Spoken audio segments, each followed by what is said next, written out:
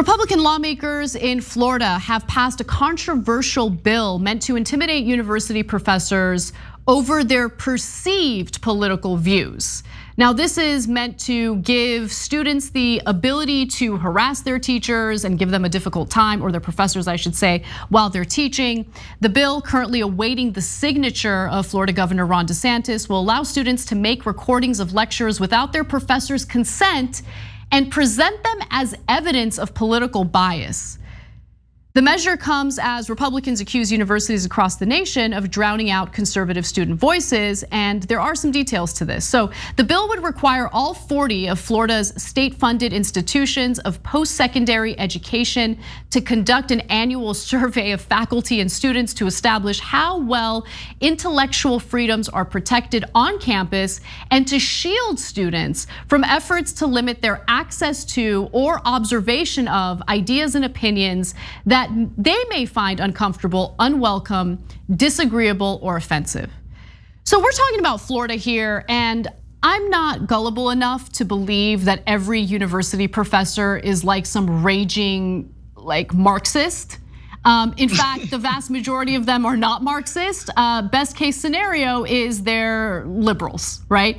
But even in their perspective here, like what's motivating this type of legislation is this notion that they're like all liberals and they're all discriminating against conservative students.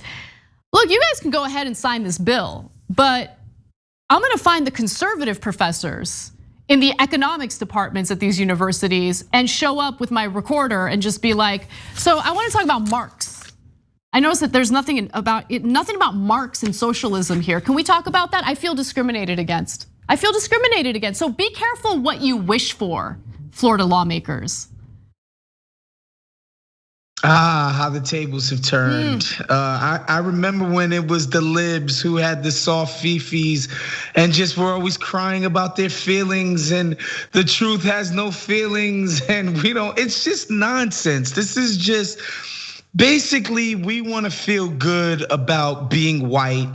And you don't get to tell us that, this country was founded on genocide, or that, the industrialists beat their workers up and exploited them, and there was child labor, and they killed people behind the right to exploit and damn near enslave people. Yes, slavery was hard. It's just people want to feel good about the history of this country. People want to feel good about what it means that whiteness has been dominant in this country. And they don't want anybody ever telling them anything that would contradict that feeling that they get about being white. And meanwhile, it's like, bro, just feel good about it. You know what I'm saying?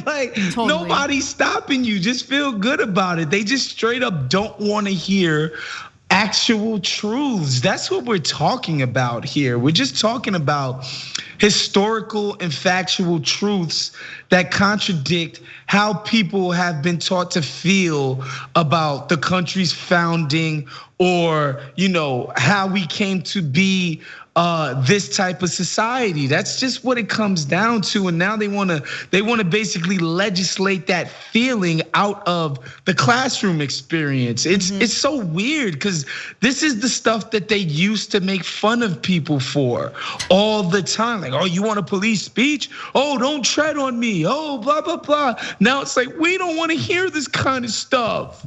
Totally. Jesus rode a dinosaur back when he was alive. What are you talking about? It's just weird. It's just very strange.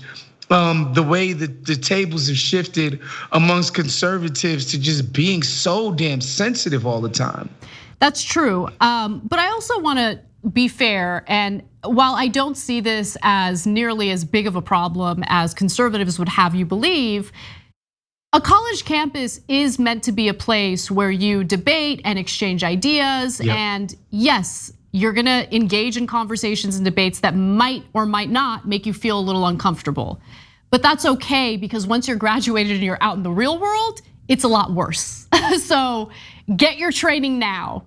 Understand that these types of conversations are difficult, and the best skill, honestly, that you can learn is the ability to engage in these kinds of discussions and these debates without allowing someone else's beliefs or someone else's value system to be some sort of commentary on your self-worth and value, right? You might actually learn something through that exchange. I know that from listening to conservative podcasts, every once in a while, something will be said where I'm like, wait, that might be a good point. Let me explore that. And of course, I research it and I find out that the underlying data that was presented was manipulated. But still, it's good to know what the other side's argument is.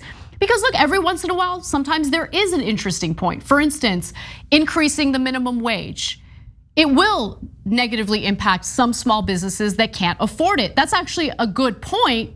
But there's a solution to that. Instead of subsidizing big corporations, you subsidize small businesses so you can help them out in ensuring that they're paying their workers $15 an hour. See, there's a solution, but you're able to think it out or work it out by engaging in these difficult debates and discussions.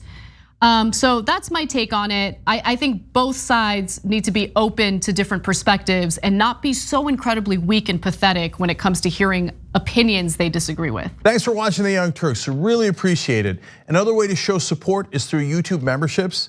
You'll get to interact with us more. There's live chat emojis, badges.